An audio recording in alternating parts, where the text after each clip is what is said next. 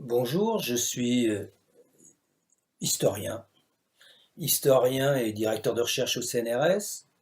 Je me consacre à la recherche essentiellement. Euh, mais comme les collègues là, qui m'ont demandé d'intervenir aujourd'hui sur la question du témoignage, j'ai été enseignant dans les collèges, dans des lycées au début de ma carrière. J'en garde d'ailleurs un très bon souvenir. Il ne faut pas trop le répéter, mais je préfère donner des cours à des élèves du secondaire plutôt qu'à des étudiants. Euh, j'ai simplement une réserve, une grosse réserve. Je déteste corriger les copies, mais enfin, je ne suis pas le seul. Alors, historien, historien de la Deuxième Guerre mondiale.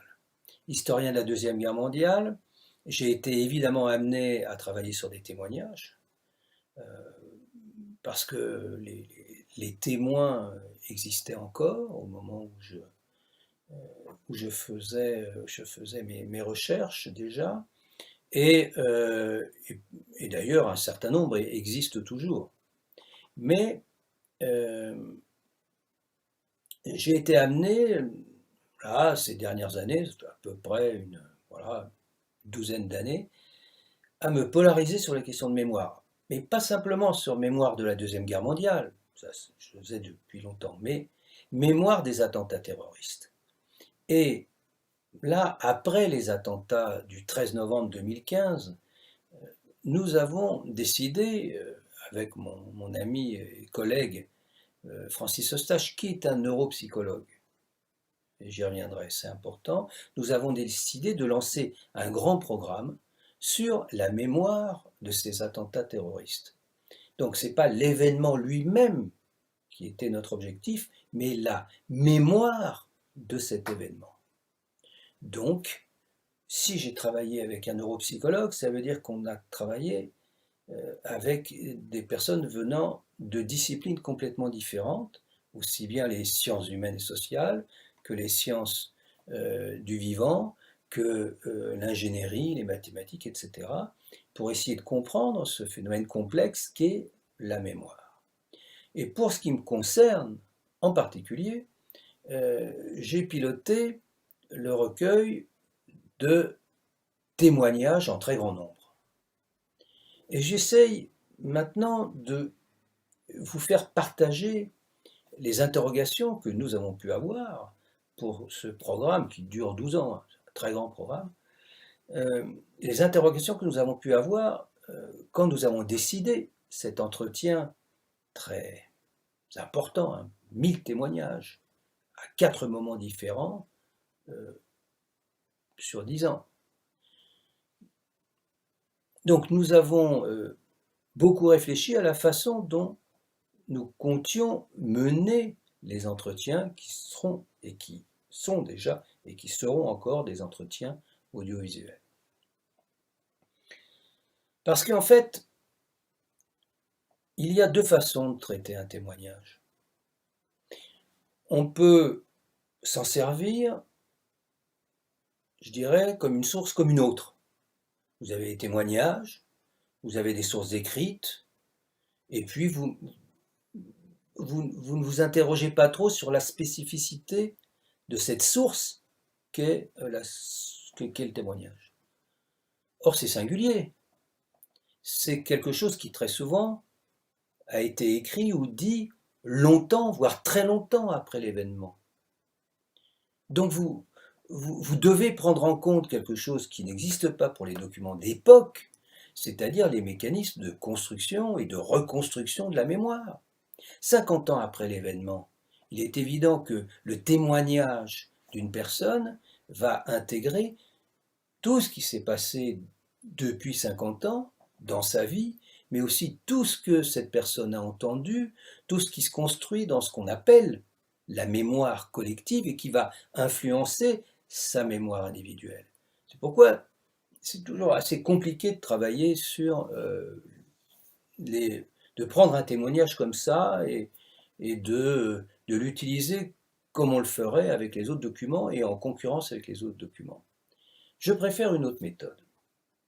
Je préfère une autre méthode qui est celle de considérer le témoignage comme un objet de recherche, comme un objet d'histoire. Et donc, ce qui va m'intéresser, ce n'est pas la vérité avec un grand V, c'est-à-dire de retrouver dans ce que dit le témoin la vérité de l'événement, tel qu'on peut le reconstituer quand on est historien. Non, ce qui va m'intéresser, c'est la vérité du témoin, c'est-à-dire la façon dont lui ou elle va ressentir et va me raconter cet événement, y compris s'il y a des erreurs. La deuxième règle que je vous propose de suivre, c'est de bien travailler votre guide d'entretien.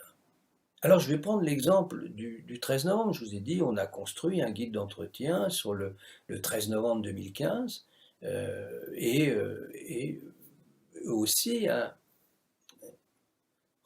allez, euh, également des règles de comportement. Alors, le guide d'entretien, c'est quoi? Ça veut dire que vous allez vous lister un peu les questions que vous allez poser. Alors, vous adaptez au témoin, bien entendu, mais enfin, je vous conseille comme ça. Et puis, de bien vous préparer avec deux façons d'interviewer, qui seront complémentaires et que nous utilisons.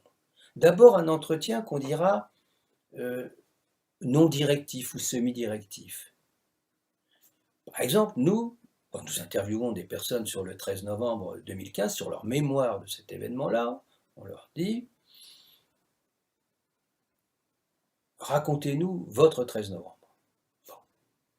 Ensuite, un peu plus tard, quand la personne aura terminé, on lui dit « Mais est-ce que vous pouvez me raconter le 13 novembre 2015 en dehors de ce que vous avez vécu très directement ?»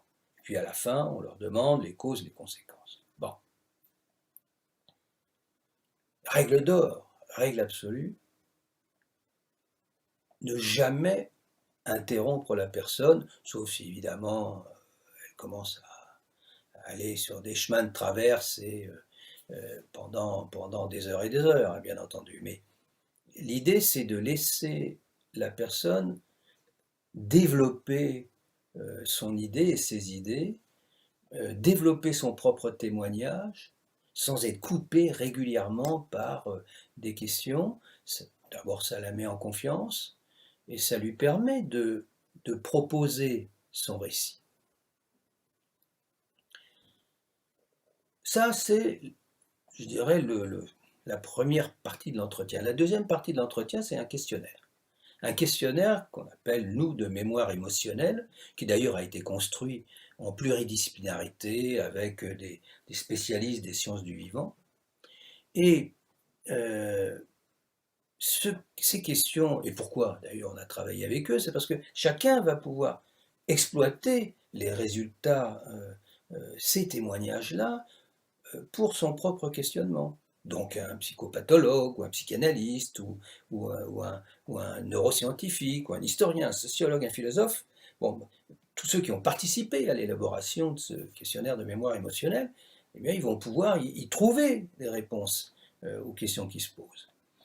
Alors, qu'est-ce que c'est que ce questionnaire de mémoire émotionnelle? Eh bien, c'est un questionnaire directif, c'est-à-dire que là, on a une série de questions extrêmement précises qu'on pose à la personne et bien sûr que si la personne veut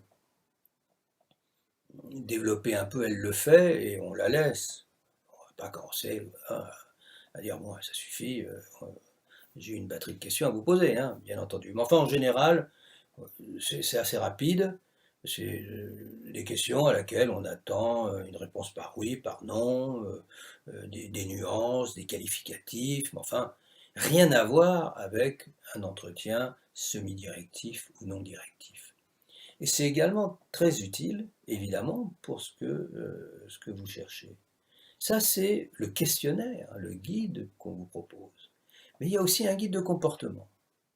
Et un comportement, pourquoi? Parce que un témoignage, c'est toujours une co-construction. C'est le résultat d'un échange entre vous qui posez les questions et la personne qui répond aux questions ou bien qui livre son témoignage. Donc il faut être attentif, il faut être dans l'empathie, il faut écouter, il faut intervenir comme il faut, ce qui met la personne en confiance et qui fait qu'elle va vous livrer ce que sans doute elle n'aurait pas livré s'il n'y avait pas cette confiance-là. Et bien sûr, cette grille de questions va cadrer votre témoignage. Mais en même temps, cette liberté que vous laissez et surtout la façon dont vous vous comportez va créer un lien de confiance et donc un témoignage sans doute d'une richesse tout à fait exceptionnelle, comme ces témoignages que nous récoltons sur le 13 novembre. Alors voilà ce que je voulais vous dire. Maintenant, lancez-vous, bonne chance, et vous verrez, c'est toujours une expérience fantastique parce que vous découvrez des personnes et vous entendez des histoires. Bonne route.